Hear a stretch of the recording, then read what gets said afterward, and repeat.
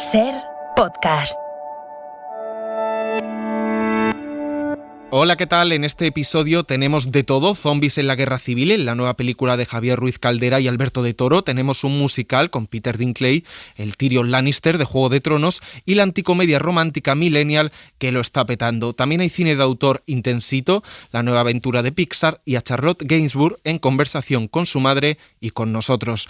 Repasamos todos esos estrenos, celebramos el centenario de José Luis López Vázquez y en las series muchas novedades y una obsesión que hay que zanjar: Euforia. ¡Acción!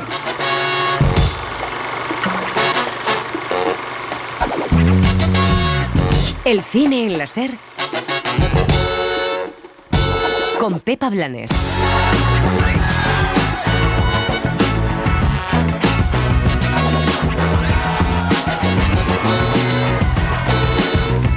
Para aquellos que dicen ese falso mito de que hay muchas películas sobre la guerra civil, aquí va otra: Malnacidos, con zombies, humor y un reparto coral capitaneado por Miki Esparvé. Sí, colabora con Rojo. Estos nos pegan un tiro en cuanto puedan. Ni lo dudes. Y a ti te lo voy a meter entre ceja y ceja. ¡Mecha! ¡Nos dejamos las gilipolleces ya!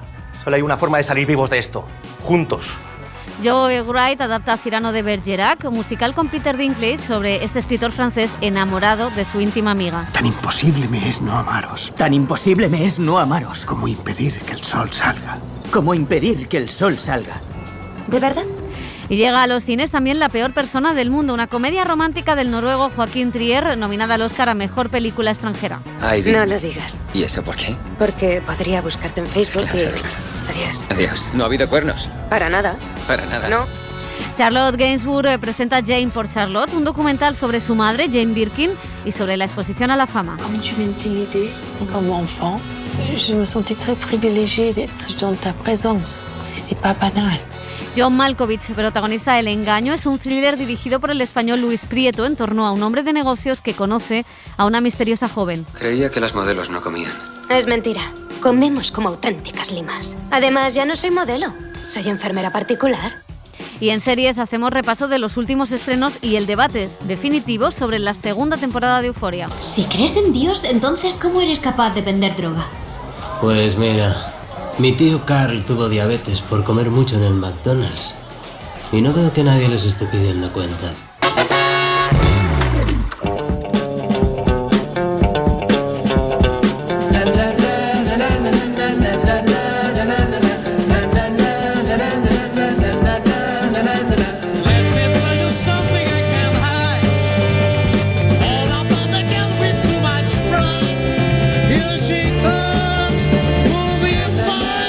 Yo soy actor por encima de todo, unas veces soy actor con visos de humor. Encantado de verla por aquí.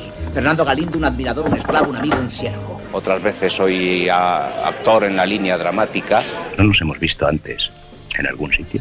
¿Es que te recuerdo a alguien? Pero creo que un actor debe de hacer y debe de saber hacer todo, esa es su obligación. Algún día te contaré una cosa muy importante. ¿Qué me va usted a contar, señorita?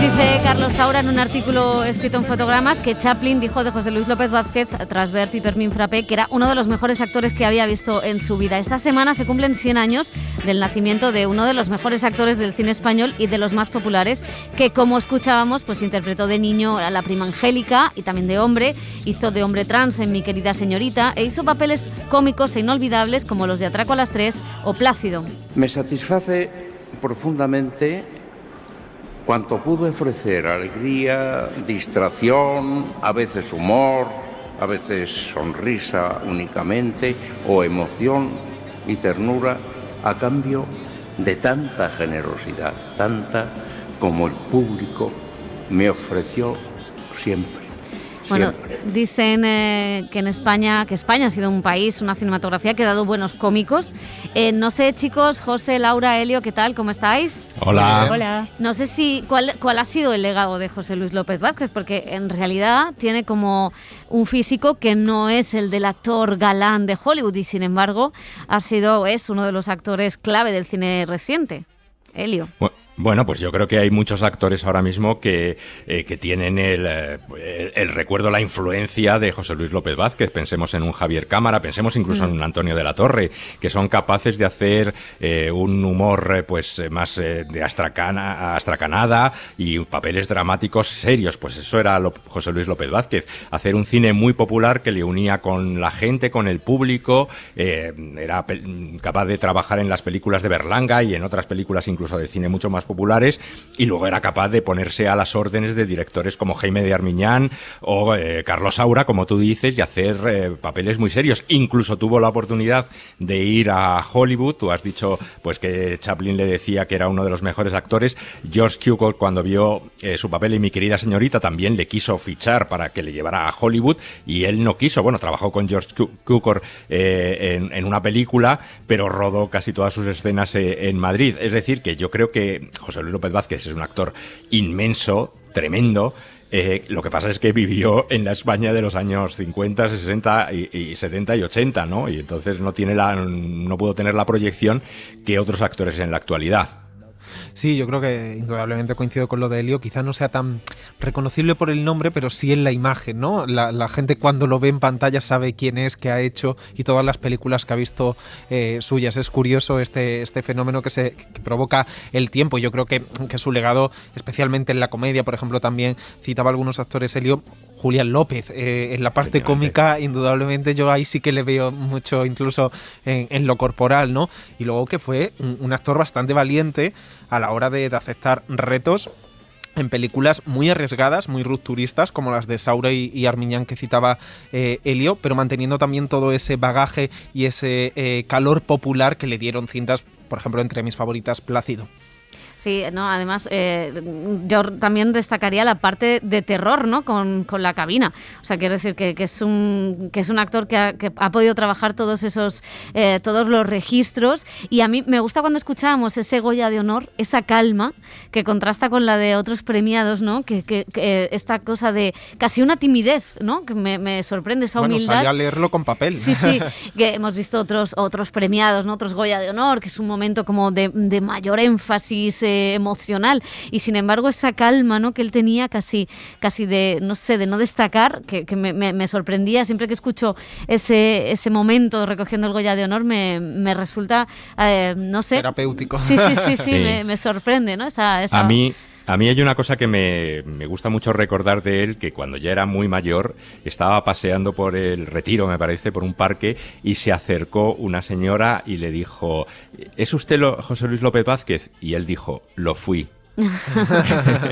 Y me parece que eso resume muy bien pues toda su vida, ¿no? Él era consciente de lo que había sido, de la conexión que había tenido con el público, el padrino de La Gran Familia, por ejemplo, que todos lo recordamos, y cómo pues en un momento dado pues ya había sido en parte un poco olvidado, pero afortunadamente 100 años después de su nacimiento pues le seguimos recordando, y mucho. El cine en la SER con Pepa Blanes.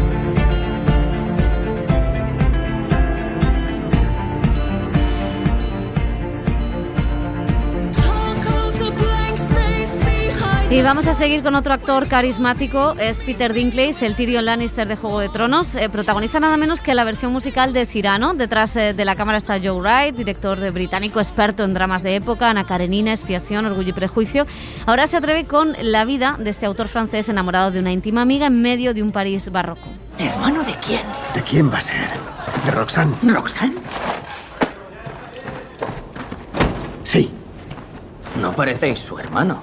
Hace tanto que somos amigos que somos como hermanos. ¿Y qué? Me ha contado lo del amor a primera vista en el teatro. ¿Me ama? Bueno, eso cree ella. Roxanne quiere una carta tuya. Oh. ¿No? Imposible, si le escribo se espantará. ¿Sí? ¿Por qué? No sé escribir cartas de amor. Where I feel is like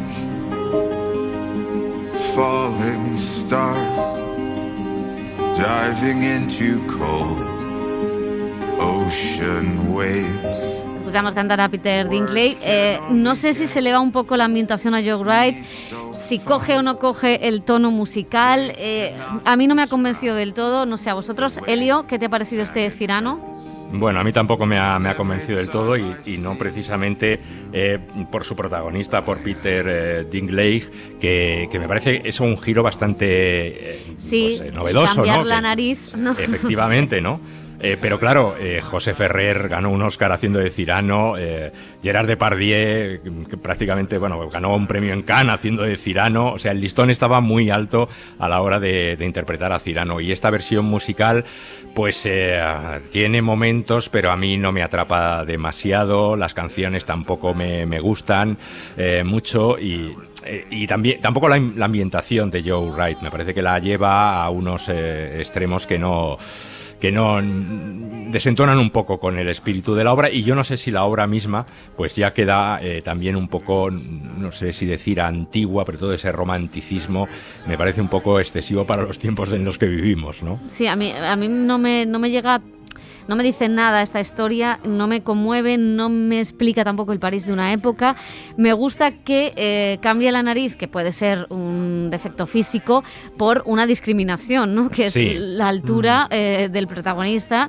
Entonces, eso me parece como la cosa más novedosa en un mundo de hoy que lucha por la diversidad de los cuerpos y tal. Me parece como la única nota, no solo política, sino la única nota de innovación que puede tener la película. Y luego...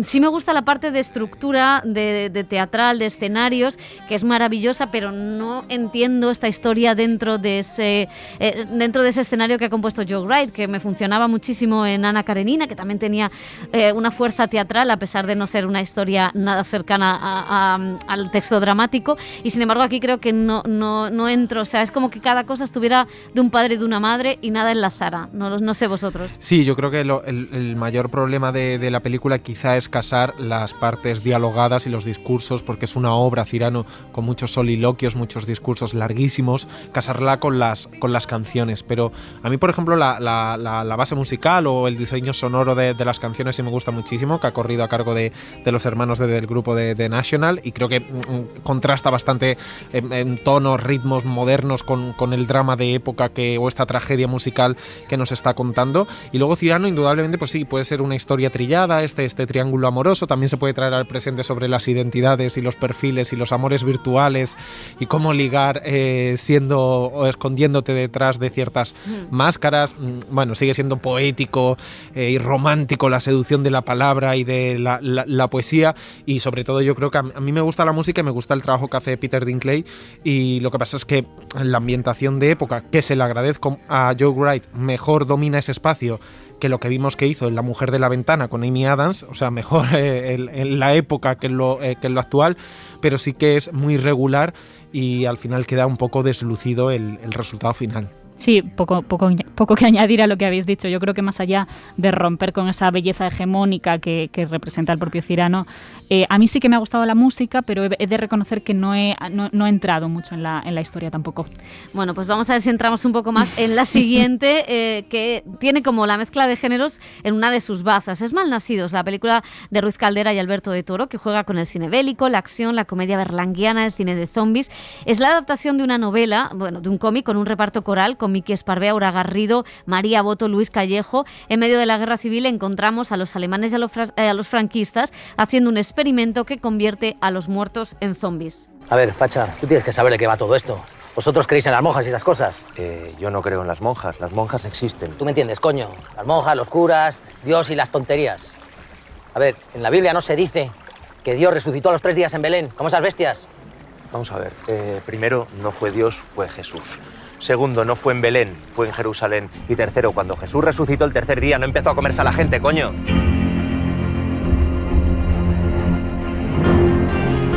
Pues con los directores, con Miki Esparvé, con Aura Garrido, ha hablado José Manuel Romero sobre el tono de esta historia y por qué les interesaba precisamente adaptar este cómic. Era muy cinematográfica, tenía mucho ritmo, tocaba temas que nos interesaban, sobre todo que era de zombies, pero también era de acción, era un poco western, era aventura, y sobre todo lo que nos enamoró es que tenía unos personajes que nos alucinaron, ¿no? ¿Me van a fusilar ya? No, hoy es tu día de suerte. Es una película que está basada en una novela, pero que tiene espíritu de cómic, ¿no? Y eso se reflejaba en casi todos los aspectos técnicos de la película, y porque queríamos alejarnos. Es una película que sucede en la Guerra Civil, pero queríamos alejarnos de esa imagen que estamos tan acostumbrados de ver de la Guerra Civil como más costumbrista, realista. Nosotros queríamos tener este espíritu pulp o de cómic. Hombre, al piloto italiano lo machacasteis a balazos. Y a vuestros compañeros también, por cierto. No me lo recuerdes, hijo de puta. Hemos hablado mucho de Carpenter, de Romero, pero también de Indiana Jones, de Alex de la Iglesia también, de Berlanga. O sea, son referentes de gente que hablábamos y queríamos mezclar todo eso en una película. Y que fuera una película sucia como una peli de Peckinpah, ¿no? Y colabora con Rojo. Estos nos pegan un tiro en cuanto puedan. Ni lo dudes. Y a ti te lo voy a meter entre ceja y ceja. ¡Mecha! ¡Nos dejamos las gilipolleces ya! O sea, para mí es género clásico de aventuras de clásico. O sea, es una peli que tiene acción, que tiene un elemento fantástico, que tiene comedia o sentido del humor, que tiene unos personajes súper característicos, específicos. Todo eso es el género de aventuras clásico. O sea, si tú piensas en Indiana Jones, o piensas en Star Wars, o piensas en... ¿sabes? Es la estructura y lo que ahora vemos como mezcla de géneros está súper definido, ¿sabes? Y son todos esos elementos o sea, que para mí es una peli de aventura. No, chaval. Padre. Ese ya no es tu padre. Que ya tienes razón, tenemos que salir de aquí. Nos gustan los zombies lentos porque en las películas de los zombies estos que corren mucho, atletas, que hay películas muy buenas de esos, pero no nos interesan tanto, son como más de acción. En las películas que nos gustan de los zombies lentos, el zombie es una excusa, está ahí, no es una amenaza tan grande. Hablan más de los vivos, cómo se comportan los vivos ante una situación así, ¿no? Y ese es el tipo de peli que nos gustaba y que hemos querido hacer. No estaban muertos, estaban andando, vosotros lo visteis, joder. Querían comernos. ¿Te quieres callar, Boschi? Eso es verdad. ¿Habéis visto lo que le han hecho a Carlos? Se han hecho muchas pelis sobre la Guerra Civil. La cuestión es que si quisiéramos hacer una peli realista sobre la Guerra Civil, lo habríamos hecho. Creo que lo que tiene el género fantástico es que nos aleja de la realidad, precisamente, para que cada uno ponga en la aventura que le cuenten lo que quiera poner. Y por eso la peli también es especial en ese sentido. La iconografía alrededor de la Guerra Civil no es fiel a la realidad, si te fijas, ¿no? El vestuario de Cristina Rodríguez, el arte de la peli, o sea, se permite muchas licencias. Se acerca más al mundo del cómic, si te fijas, a lo que estamos acostumbrados a ver de la guerra. Bueno, Guillermo del Toro ya juntó el género, en este caso lo fantástico, con la Guerra Civil en El laberinto del fauno. Le fue muy bien en los Oscar. ¿Es esta una mirada más gamberra? ¿A qué público va dirigido, José? Más gamberra es, ¿no? Más divertida también, es curiosa la mezcla que hacen. A mí me funcionan cosas de la peli, me parece una peli entretenida, de puro entretenimiento, en la que coincido con lo que decían ellos, que es una peli de aventuras, que también tiene unos toques de humor, pero no es lo esencial, aunque esperáramos eso de Ruiz Caldera. Me gusta mucho el tratamiento visual, la fotografía, la iconografía, los personajes, como si fueran personajes de cómic. Creo que jugar con los lugares comunes y a la hora que sean personajes muy tópicos, muy estereotipados, lo explota y le da la vuelta, esto de jugar todo el rato con fachas rojos, como comedia, como insulto y demás, y ahí tiene momentos muy divertidos. Luego tengo la sensación de que la película da un poco vueltas con los zombies sobre sí misma, ¿no? Que al final pues es lo de siempre, es huir de los zombies, juntarse y salvarse quien pueda, ¿no? Pero visualmente me gusta más de lo que me gusta de guión quizá esta historia, y creo que los actores están bien. Luego ya, en lo ideológico y en lo político, eso es otra historia, porque es como pues todos malos y qué malo todo, qué malos los nazis, los rusos, los rojos, los fachas, pero bueno, creo que, bueno, siendo una película de Telecinco, no busca un mensaje político. Ya, lo que pasa es que habla de política, entonces claro, ahí es donde está el kit. A mí me parece divertidísima, yo me lo pasé muy bien, me gustan todos los personajes, me parecen que son estereotipados, pero porque la película juega a que los personajes tengan ese estereotipo, ¿no? La monja, el rojo, ¿no? Que decía José, parece monedero. Me hace mucha gracia la composición de personajes, los actores, el juego, la violencia, quizá, que entiendo que también es una película para todos los públicos, la salvajada está bastante controlada, sí, ¿no? Es gore. Si hubiera habido más sangre hubiera sido todavía más genial. Sí. Pero sí que me parece que, claro, no, o sea, es una película sobre la Guerra Civil, es una película que habla de uno de los grandes conflictos de la España reciente que todavía perduran hoy. Y claro, hay como esta obsesión que tienen muchos cineastas de intentar empatar todo el rato, ¿no? Si tengo que poner algo bueno de un bando, tengo que poner algo bueno del otro. Y esta cosa a mí, pues, hace que me cabré viendo una película que tendría que ser un efecto todo lo contrario, ¿no? Porque volvemos a lo mismo. Y no hay muchas películas de la guerra civil, de hecho hay bastante pocas, a pesar del tópico. Bueno, se estrena también... Y menos con zombies. Con zombies creo que ninguna, aunque los fachas un poco zombies son a veces. Bueno, se estrena también una de las películas con nominaciones en los Oscars, La peor persona del mundo. Es una comedia romántica más o menos, ahora debatiremos sobre eso. La dirige el noruego Joaquín Trier, es el cierre de su trilogía sobre Oslo, en la que toma el pulso a una generación, los millennials. Esta vez lo hace a través de una treintañera en crisis de amor, de trabajo. Es Renate Reinsve, Palma de Plata o Premio Mejor Actriz en el Festival de Cannes. ¿Y a qué te dedicas ahora? Axel dice que has empezado a escribir. ¿Son novelas, relatos? Pues no sé, aún soy una aficionada. Sí. ¡Cuánta modestia! Es lo que hay. No lo parece. ¿Te puedo hacer otra pregunta? ¿Has encontrado algo que te apetezca en especial para ocuparte con ello profesionalmente? Caramba, menudo interrogatorio. En nuestra época los estudiantes solo pensábamos en divertirnos. ¡Qué suerte! Decía el director que bebe de historias de Filadelfia, de Romer, de Woody Allen, pero también de la comedia romántica de los 90 como Notting Hill. Eso sí, explicaba que como hijo de una feminista tenía que haber otro rol de la mujer. Vamos a escuchar a Trier, a su protagonista, y luego comentamos. Cuando leí el guión por primera vez me conmovió mucho el retrato de esta mujer. Me sentí muy cercana a ella. Durante el proceso de preparación he tratado de interpretarla, de analizarla y de conseguir que el público que se acerque a ella la sintiera también cercana, se identificara en algún aspecto con ella. Ese es el mejor cumplido que se le puede dar al personaje. This whole discussion of writing a woman being a man, to be honest, it doesn't feel strange or like we said earlier. Toda esa discusión de escribir un personaje femenino siendo un hombre me parece bastante extraña. Yo he crecido en los 70 y 80 en una familia donde mi madre era una feminista convencida que ha hecho documentales por los derechos de las mujeres. Por tanto, entiendo y he sido educado dentro de ese discurso. Lo único que puedo decir es que muchos directores con los que he crecido, como Bergman o Antonioni, han hecho muchos personajes femeninos y son fantásticos. He crecido pensando que eso es algo natural.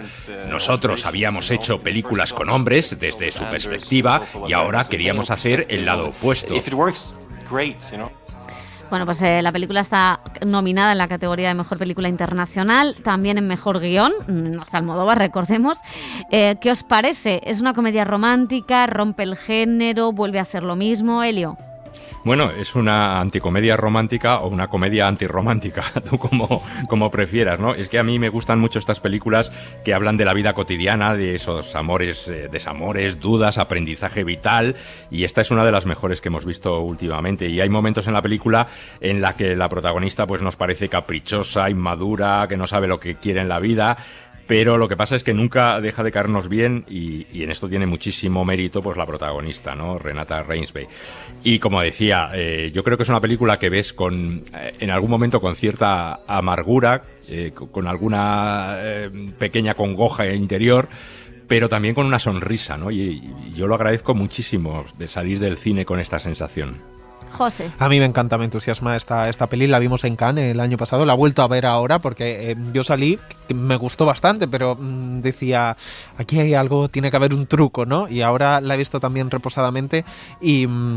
me gusta muchísimo la manera de plantear, me parece muy inteligente que lo haga de forma capitular, son 12 capítulos en la vida de Julie, eso le sirve muy bien de forma que no vaya en montaje las elipsis, así vamos avanzando, porque lo que nos importa es recorrer los años de la vida de esta joven, una joven inestable. Me gusta que cada capítulo se sustente sobre la duda, sobre la contradicción, sobre el aprendizaje, no sobre algo seguro, ¿no? Es una persona que siempre está dudando y ya te lo muestra en el prólogo cuando no sabe qué estudiar y va dando tumbos sobre las aficiones aficiones que supuestamente son su vocación. Y a mí toda esa parte me gusta muchísimo. Luego el final es muchísimo más amargo, le meten un punto mucho más trágico, pero como disección del amor, de lo que queremos, de lo que no queremos, de los tumbos que vamos dando, pero con esa sonrisa que decía Elio, ¿no? Y con ese aroma, me gusta muchísimo. La actriz está Renée Reinsve, impresionante, y entiendo que está en guión, porque me parece un guión muy, muy medido y que me gusta mucho de lo que cuenta y cómo lo cuenta sobre esos millennials o esos 30 años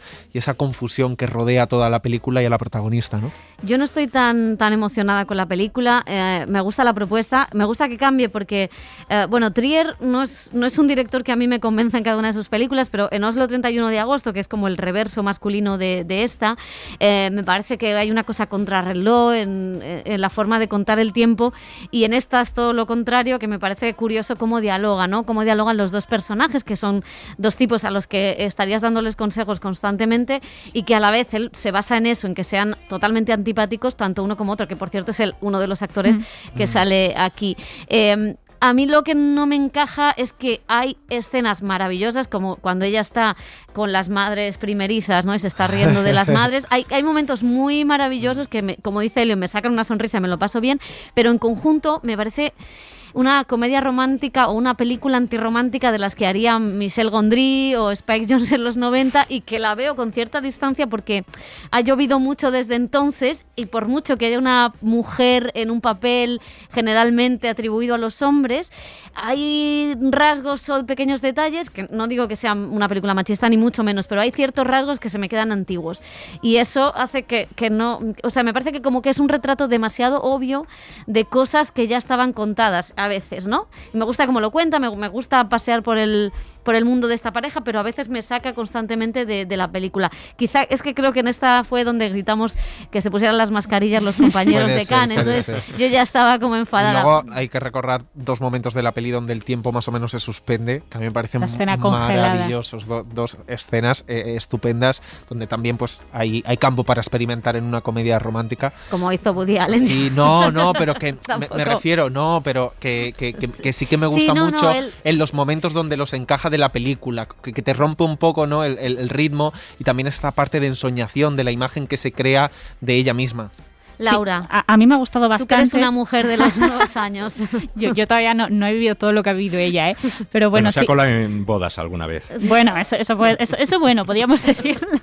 No, pero a mí lo que me gusta es que, aparte de poner el foco en ella, es que al final se hace como una especie de retrato de un grupo de personas a determinada edad que experimentan el amor como una consecución de casualidades, y que lo que uno desea en un momento puede que al final se inviertan los papeles y luego al final no lo desea. Entonces, lo que más me gusta son esos momentos de contradicción en los cuales ella se ve como reflejada de alguna forma en algo que en su día pues juzgó, digamos.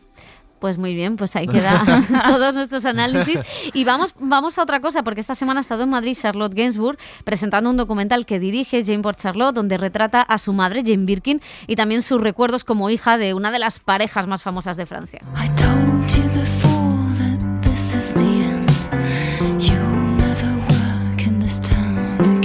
Ça a été une révélation parce que ça a été très douloureux. No fue un proceso liberador, fue un proceso muy doloroso y largo. Fue doloroso porque yo no quería molestar a mi madre, y durante el rodaje hubo momentos de encuentro y de desencuentro. Ten en cuenta que el rodaje fue a lo largo de 6 años. Empezamos, luego se paró durante 2 años y más tarde lo retomamos. Durante ese parón yo tuve el COVID y estuve muy enferma, y mi madre me cuidó mucho.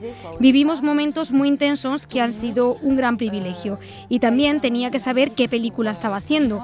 No lo tenía claro. La película ha ido cambiando según las circunstancias, que fueron muchas. J'en suis sortie très fière d'avoir fait quelque chose, d'avoir fait un film sur elle. Catch me if you can, my love.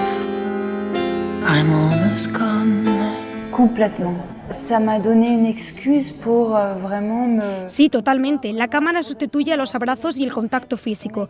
Toda la película es un proceso para llegar al abrazo final. Al principio de la película, cuando estamos en Japón, se puede notar la tensión que había entre nosotras. Luego fuimos siendo muy leales y fieles con la realidad. Al final es una declaración de amor hacia mi madre. Le he dicho todas las cosas que he querido decirle, pero muchas veces lo he tenido que decir no solo a través de la cámara, sino de un pinganillo. No ha sido fácil. C'est comme un tour de magie, quoi. Enfin, c'est... Je t'aime,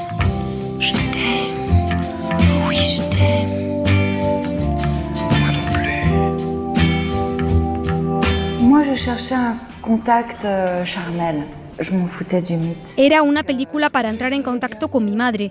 Me daba lo mismo el mito, aunque tengo una gran admiración por ella y por lo que ha hecho. Tenía mucho pudor y respeto y para poder preguntarle muchas cosas necesitaba tener una cámara entre las manos y hacerle fotos. Yo quería observar su imagen, quería acercarme y ver cómo reaccionaba y cómo me contestaba cuando yo le hacía las preguntas. A fin de cuentas, es la historia de una niña que busca conocer el lugar que ocupa en la vida de su madre, la importancia que tiene ella para su madre. Si sa mère l'aime de la même manière, comment? Je t'aime, oui je t'aime. Les deux, parce que de ma mère, j'ai appris une chose qui m'a beaucoup surpris parce que... He aprendido de las dos, de mí misma y de mi madre. Me ha sorprendido descubrir cuánto quería a mi madre. No sabía qué lugar ocupaba mi corazón. No sabía si la quería o no porque siempre he tenido un amor desmesurado por mi padre. Pero con respecto a ella tenía demasiado pudor para contarle mis sentimientos. Esta película me ha permitido decírselo. De voir qu'elle le savait pas. Ça oui.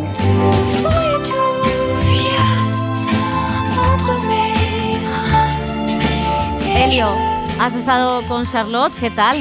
Bueno, estupenda. La musa de Von Trier. Sí, no, ella es maravillosa y su madre Jane Birkin era maravillosa y su padre Serge Gainsbourg era maravilloso y a mí el documental me ha dejado un poquito insatisfecho porque claro, que una persona como Charlotte Gainsbourg contara las cosas de sus padres, pues siempre te dejan muchas cosas por saber y creo que este documental no lo aborda del todo. Yo espero una segunda parte e incluso una tercera.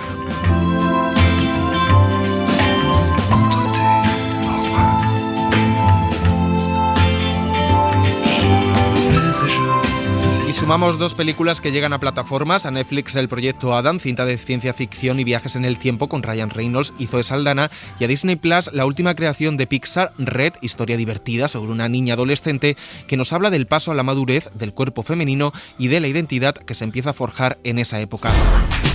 Soy Mei Lin Lee, visto como quiero, digo lo que quiero, a cualquier hora, cualquier día del año. I think they hugely define us and they really for me, that's how I was able to bond with some of my closest friends. Yo creo que nos definen enormemente. Para mí fue como pude hacerme amiga de los que todavía son mis amigos más cercanos hoy en día, a través de nuestros intereses y de pasiones y de obsesiones compartidas como la música. En mi caso no fueron las boy bands, sino el anime. Era la vicepresidenta del club de anime en el colegio. Lo llevábamos mis amigos y yo y así fue como nos conectamos los unos con los otros y solíamos dibujarnos fan art los unos a los otros. Compartir intereses con alguien es la manera de crear relaciones cercanas con alguien. It was actually almost surprising how on board Pixar was. Fue sorprendente lo dispuestos que se mostraron desde Pixar para hablar de este tema. Lo teníamos en mente desde el principio de la producción. Esa escena en la primera versión de la película fue además la primera escena que aprobaron y que empezamos a animar porque a todo el mundo le encantaba, porque es un sentimiento muy colectivo y que genera mucha empatía por Mai en el público. Es algo muy poderoso y real. Hablaba la directora Domee Shi de una escena de la menstruación, un avance, hablar de este tema en una película de Pixar que vuelve a ir directamente al streaming, a Disney Plus.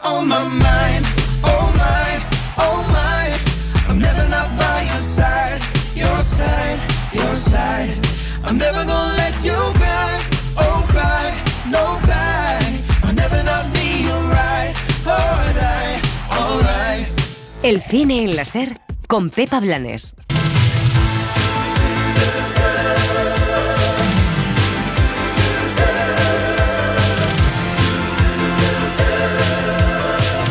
Las series.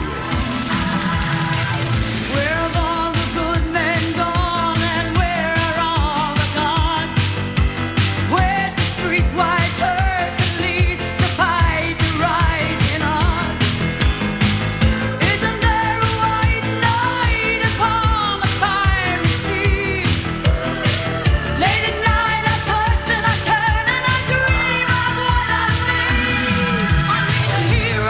hablamos ya de televisión, toca hablar del final de la temporada de la serie que más nos ha hecho sufrir cada lunes. Dani Garrán, ¿qué tal? Pues ya la echo de menos, quiero que vuelva ya. Ah, que somos pesados, con lo que nos gusta. Somos pesadísimos, además estaba escuchando esta música y estaba viendo claro. ese número musical del último capítulo que fue brutal. Bueno, es Euphoria, ha terminado la segunda temporada en HBO Max, llegando casi a acumular los datos de audiencia de Juego de Tronos. Esperábamos mucho del regreso de la serie de Sam Levinson. Ahora vamos a analizar lo que ha dado de sí, si ha cumplido o no las expectativas y a comentar pues un poco la conversación que ha generado también, que ha sido mucha. Sí, Euphoria se despide hasta nuevo aviso, prácticamente hasta 2023 o 24, no lo sabemos, con una tanda de capítulos mucho más crudos y oscuros de lo que nos tiene acostumbrados. El drama adolescente, que recoge el malestar de la generación Z, se ha centrado esta vez en las drogas, las relaciones tóxicas y la gestión del duelo en una temporada mucho más difícil de digerir. Los dos últimos capítulos, en los que Levinson ha utilizado la metaficción y el teatro para poner a todos los personajes delante de sus actos, han funcionado como un atisbo de luz dentro de todo el caos que se ha respirado durante toda la temporada. Una temporada marcada por la adicción de Rue, aunque con un protagonismo de Zendaya que muchas veces se ha difuminado un poco. Cuando tú te drogas, no es igual que como cuando lo hacen los demás. Pero es mejor que suicidarse. Cuando estoy limpia es lo que pienso. A eso he llegado allí, ¿vale? A eso he llegado. Si quieres llevarte a mamá, díselo. Pero yo ya no sé qué coño hacer. Más presencia han tenido sus amigas, casi con esa relación tóxica a la que se ve empujada cuando se enamora de Nate, el novio de su mejor amiga, Maddie. Ellas han marcado los caminos por los que la serie transcurría. Incluso Kat, la que menos frases ha tenido en esta tanda de capítulos, dice que ha tenido desavenencias con Sam Levinson. Ha protagonizado una escena brillante, decía Kat, en la que habla de sus problemas de autoestima en una ensoñación con las chicas más guapas que conoce. Kat, eres una de las personas más valientes y hermosas que he visto nunca. Eso es mentira. Kat, tienes que quererte más. Es lo que intento decirte, que me doy puto asco. ¿Salir todos los días de la cama? Es un acto de valentía. Para ti es fácil decirlo, no estás como una puta regadera. Claro que sí. ¿Por qué crees que estoy así? ¿Estás de caña? Ojalá mis problemas me volvieran como tú.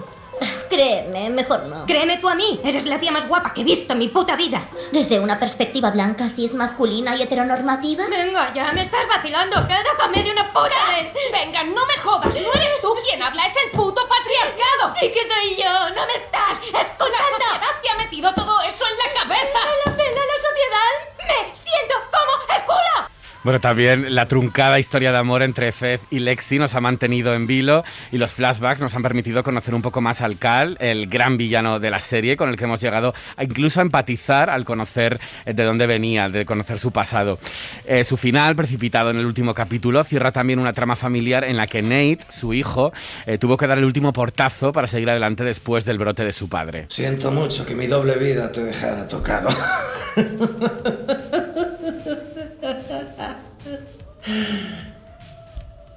Vale, puede que la llevara un poco al extremo, lo reconozco, sí.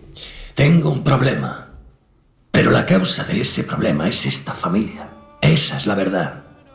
No me habéis dejado estrechar lazos con nadie. Y yo soy muy sensible. Vosotros me arrinconasteis, cabrones. Pero ¿sabéis qué? Creo que me habéis liberado. Así que esto es un adiós. Hasta otra, capullos. Hemos conocido nuevos personajes, quizá no demasiado relevantes, como Elliot, y hemos descubierto otros que estaban más ocultos detrás de la historia de amor de Rue y Jules, que capitalizaba la serie pues hasta ahora. Y hemos llegado a un final que funciona como un rayo de esperanza, ya veremos, después de la máxima oscuridad en la que nos hemos sumido. Jules fue mi primer amor. Sí me gusta recordarla, aunque no sé si es del todo verdad. Me pasé casi todo el tiempo colocada. No fue fácil para ella, y espero que me perdone. No sé si esta sensación durará para siempre, pero lo intento. Recuerdo que Ali me dijo, el poder ser buena persona es lo que me empuja a intentar serlo. Quizá tenga algo de razón. Bueno, pues ha llegado el momento, ahora sí, vamos con el análisis. ¿Qué os ha parecido esta temporada de Euphoria? Bueno, lo primero vamos a dejar claro que toda esta sección es con spoiler. Por si alguien ha llegado hasta aquí, que no hemos avisado hasta ahora. Pero hemos esperado a que todo el mundo pudiera verla. Como buenos tiempos le hemos dado 10 días, como buenos Z. Vale. Y encima Dani, una serie que ha ido capítulo a capítulo. O sea, nadie puede quejarse. Sí, al que le gusta Euphoria yo creo que ya la ha visto, la ha devorado.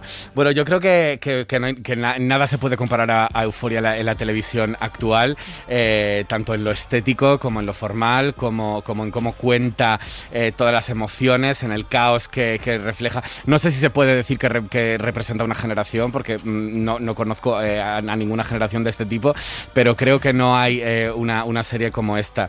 Creo que es mucho más que una propuesta visual, que una propuesta estética. Está mucho más cuidada que la primera, va mucho más allá en todos los temas que refleja y todo eso se agradece.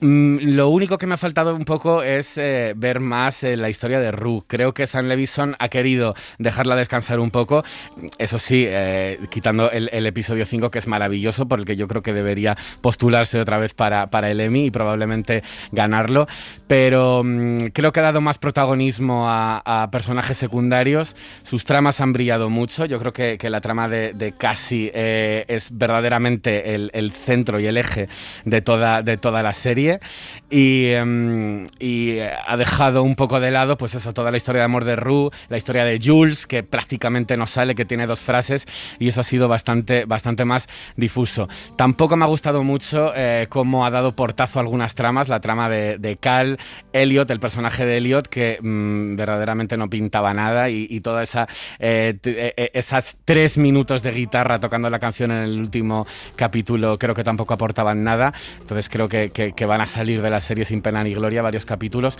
pero bueno, todo lo demás me parece muy bien tratado. Los últimos 2 capítulos con esa metaficción de la obra de teatro de Lexi y cómo pone a todos los personajes enfrente de su pasado y de su presente, creo que son maravillosos, y lo mejor de todo es que no sabemos qué va a pasar, que es verdad que la última escena da un poquito de esperanza de Rue caminando hacia la luz, ¿no? Hacia la sobriedad, pero no sabemos qué pasará en la tercera temporada. Yo creo que esta ha sido mucho más valiente, ha querido ir más allá y lo ha conseguido. José. Sí, a mí me entusiasma. No sé si tampoco... No quiero que sea el retrato de una generación, ni quizá me interese incluso que lo sea. Creo que se ha convertido en una serie experiencia, en una experiencia visual, física también a la hora de verla. Yo tengo hasta mi propio ritual, ¿no? Para ver Euphoria en silencio, con todo a oscuras, y creo que es una serie que, más allá de lo que trate o no, es verdad que tiene una complejidad en lo emocional, en lo afectivo, en lo psicológico, que va mucho más allá. Luego hay tramas que son realmente simples, porque la trama de los cuernos y una amiga la hemos visto 100.000 veces, ¿no? Pero aquí te lo vende también. Creo que también influye mucho la cultura del meme en la que vivimos, que Euphoria es muy Z en ese sentido, ¿no? Se da mucho a frases que sabes que se van a convertir indudablemente en un GIF. La cosa generacional vaya más por lo que la serie refleja que por verte reflejado, en el sentido en el que hay gente que imita una forma de vestir, quiero decir que tiene más casi un reflejo de lo que hace la audiencia con la serie que lo que la propia serie dice de una generación. Efectivamente, y creo que también a la hora del consumo casi ciclotímico, ¿no? que tiene la serie, las luces, todos los decorados, los brilli, siendo esta temporada mucho menos brilli. Y luego realmente sí que es verdad que ha cogido a 3 protagonistas, que son Zendaya, Cassie y Maddie. Les da un espacio incluso en el hogar a contar sus historias, las deja respirar. Al resto de protagonistas los ha desechado, incluso a Nate. Nate acaba siendo pues un tío que está con 2 chicas y punto y pelota, y tiene la parte final de su padre casi sacada de la manga, pero no hay un estudio psicológico como en las otras de esa homofobia interiorizada que tiene Nate, ese rechazo de dónde viene. No, esa exploración ha sido mucho más de brocha gorda, ¿no? En ese sentido. Entonces, bueno, a mí me ha gustado mucho porque lo disfruto, como digo, y me gusta especialmente los 2 capítulos que sí que me parecen inteligentes, rodar esas 2 especies de capítulos que es una simulación, una representación de un personaje como Lexi, que ha sido en la serie tan espectador como nosotros en casa. Y ahora ella cuenta cómo ha visto estos 2 años de Euphoria, estas 2 temporadas de Euphoria desde su punto de vista. Y eso sí que me ha parecido como interesante, porque también en las pandillas de amigos puede pasar, ¿no? Que una no tiene voz y dentro de 2 años cuenta cómo os he visto yo dentro de estos 2 años que no me habéis dejado hablar, ¿no? Entonces sí que me parece. Y luego la importancia no solo de esa cosa de tener influencia en una generación, sino también, claro, decíamos lo de Juego de Tronos, es la heredera para HBO, pero es que ha llegado a un público, no sé si ha llegado a un público tan transversal como Juego de Tronos, pero sí que es cierto que una serie que a priori no es de aventuras, es intensa, trata temas oscuros y complejos, ¿no? Como es toda una representación queer, que a priori eso hay un tipo de espectador a lo que no va a entrar. El tema de las drogas, además desde puntos de vista muy desgarradores, no es una serie que a priori hubiéramos, o sea, si a mí me hubieran dicho va a tener éxito, yo hubiera dicho no, es una serie de nicho como otras muchas. Y sin embargo, el darle la vuelta a todo ello, que creo que tiene mucho que ver con la estética, que a mí me parece que cada temporada ha ido como más exagerándose, y eso a mí me puede, o sea, me hace pensar de, bueno, quizá las primeras temporadas me interesaban más que esta, más por nada porque sí que la veo como ya muy consciente de lo que es, ¿no? Y que eso le pasa a toda serie, y eso es inevitable y a todo director, ¿no? Entonces como que sí que veo, le pasa a Succession, que es una serie que me fascina, pero ya la última temporada sabe que los movimientos de cámara tiene que hacerlos mucho, ¿no? Y aquí me pasa un poco con esa cosa de la estética. Y luego, claro, es que tiene a un estandarte de una generación, ¿no? Entonces, claro, ante eso, pues es que... Sí, posiblemente tenga un reparto que veremos en Hollywood. Muchas de las chicas están audicionando para el supercasting del biopic de Madonna, ¿sabes? Están casi todas ahí peleándose, entonces sí que ha tenido ojo, pero yo creo que, siendo todo esto, el estilo nunca se come el interés por los personajes, aunque algunos los trate... Sí, aunque las tramas quizás no sean... Sí, y me da igual que no sea creíble, es que estoy disfrutando, me dejo llevar, ¿no? con ese camino, pero el estilo yo creo que no se coma la serie en ningún momento.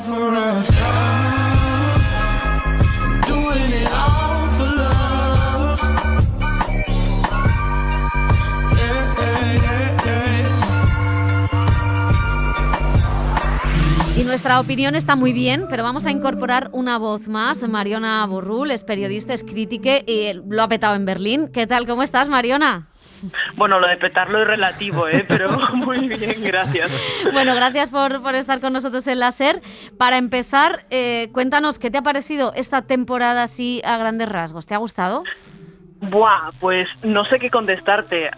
Debería tener una respuesta preparada, pero la verdad es que esta temporada me ha dejado con un montón de dudas que creo que tendré que ir clarificando, revisando, no sé, cambiando a lo largo de los meses, porque la verdad es que es una temporada que ha dado para mucho, o sea, para muchísimo realmente, sí.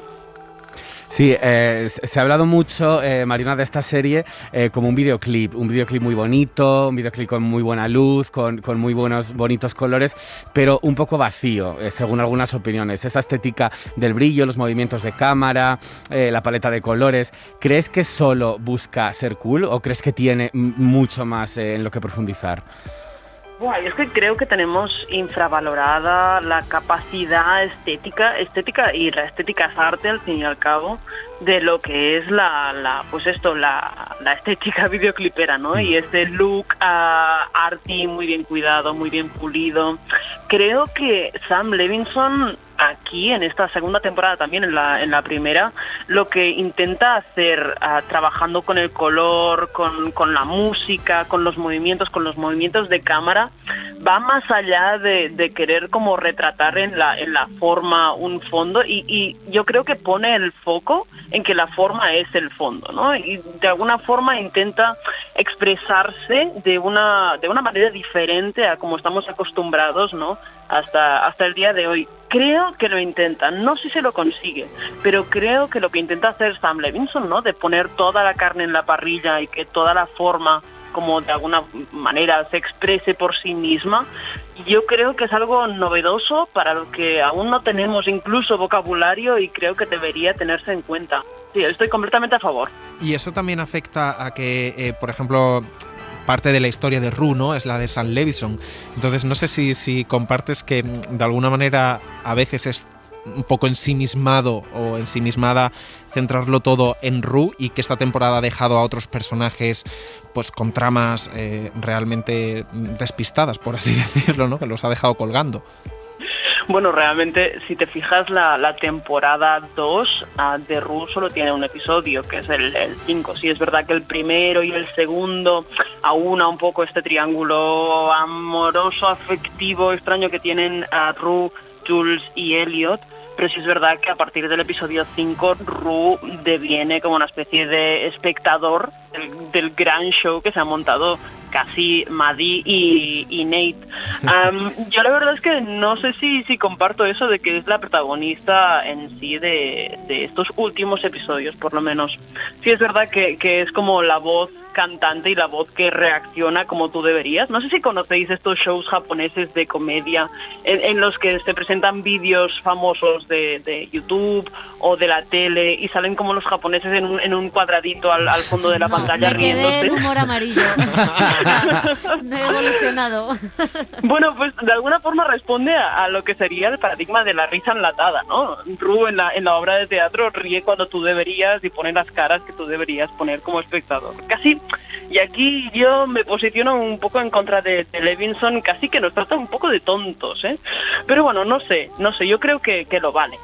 Oye, te hemos leído hablar sobre la representación queer. Tú has definido la serie como un cobijo. ¿Cómo es la representación queer de la serie? Buah, a ver, aquí, por ejemplo, mi opinión ha ido variando desde que escribí el artículo que hablaba de Jules, porque yo veo a Jules y claro, yo me defino como trans, yo soy trans, no binaria, y yo veo a Jules como una especie como de referente, como de ídolo, como de personaje que a pesar de ser trans no es solo trans, ¿no? Sino que además es brillante y es un personaje completamente positivo y verle de alguna forma a mí me da todísima la esperanza directamente. Me sabe mal expresarme en términos tan absolutos. Pero también es verdad que luego he pensado, jope, o sea, es una serie que trata a sus personajes de forma compleja, de forma, pues esto, poliédrica, casi diríamos, ¿no? Como si cada personaje tuviera una o más facetas, ¿no? De sí mismo. Y veo a Jules en esta temporada 2, ¿no? Y además que se la deja en un segundo plano bastante evidente, pues la veo casi un poco demasiado sencilla, ¿no? Y dices, ostras, ¿dónde quedó, por ejemplo, sabéis ese segundo episodio especial cuando Jules dice, estoy intentando no ser tan femenina? Y es como, vale, sí, aquí vamos a explorar algo y no se explora. Y creo que aquí hay una oportunidad perdida, pero espero que en la temporada 3 esto se arregle, vamos. Bueno, sí, esperas que se arregle solo la temporada 3. ¿Y qué más esperas? Porque también es verdad, no hemos hablado del personaje de Elliot, que para mí personalmente pues me parece que no ha sido muy explorado o que ha quedado bastante cojo. También han salido de aquella manera las tramas de Cal, ¿no? Del padre de Nate. ¿Qué esperas de la temporada que viene? ¿Se pondrá un poco más el foco en Rue o seguirá explorando a otros personajes secundarios? ¿Qué te gustaría ver? A ver, ¿qué me gustaría ver? A mí me encantaría ver dónde va Jules, dónde va Rue en este camino de expiación que parece que tendrá en esta siguiente temporada, pero yo creo que la temporada va a empezar con los personajes de Maddie y Cassie y Kat yendo a por Nate, literalmente, o sea, las chicas unidas jamás serán vencidas. Y luego, no sé, yo creo que, por ejemplo, Elliot va a desaparecer prontito, porque veo una tendencia en Levinson a eliminar todo aquel personaje que ya no le pueda dar más de sí. Eso pasa con Cal, eso pasa con Ash. Ash, por ejemplo, es un personajazo absoluto y me parece increíblemente horrible lo que le hacen al final de la temporada, porque creo que podría haber dado muchísimo más de sí, y creo que no se va a atrever a ir ahí. Además que Elliot es un personaje que es muy cool porque no necesita como explicarse, ¿no? Y quizás explicándose desvelaríamos que no es tan guay como representa, ¿no? Así que yo creo que no va a ir por ahí. Pues Mariona Borrul, muchas gracias por haber estado con nosotros. La verdad es que nos ha gustado tu mirada sobre Euforia.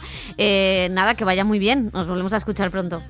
Hombre, faltaría más. Que vaya súper. Adiós. Gracias.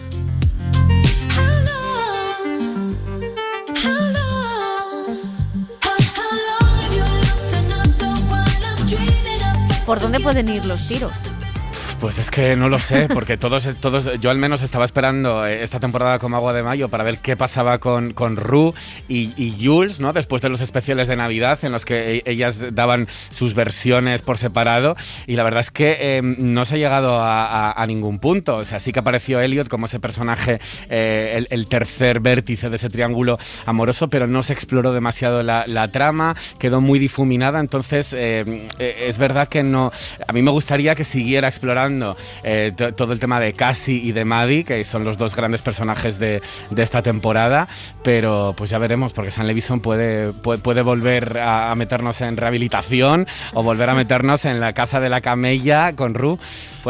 No sé qué va a pasar, pero lo único que creo que hemos pasado ya una ventana es que Rue y Lexi no tienen la excusa del duelo de la pérdida como motor de esos personajes. Ya, ahora Rue no va a poder decir me he reenganchado por la muerte de mi padre.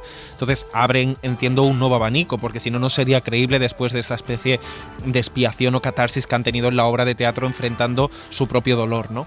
Hay una pregunta más así brevemente, y es si vamos a decir como de Tarantino, series, o sea, cuando hay una ficción que tiene una apuesta visual tan icónica, si va a hacer mucho daño a las posteriores. Los guiones de Tarantino han hecho mucho daño al cine. ¿Va a hacer mucho daño? O sea, quiero decir, ¿va a haber muchos imitadores en falso de Euphoria, creéis? Obviamente. Sí, ya los hay. O sea, ya solo hay películas de Netflix españolas que es la manera de maquillarse o de presentar.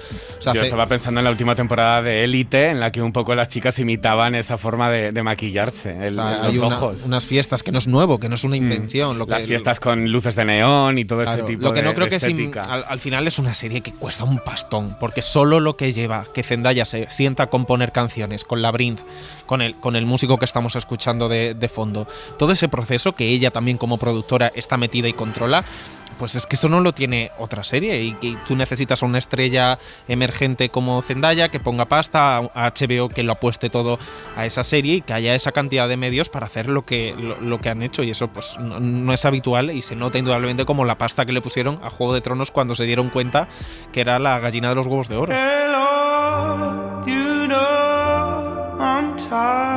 El cine en la SER con Pepa Blanes. Tired of tears, hey Lord, just cut me loose. Hey Lord, you know I'm fighting. Hey Lord, you know I'm fighting. I'm sure this world is done with me.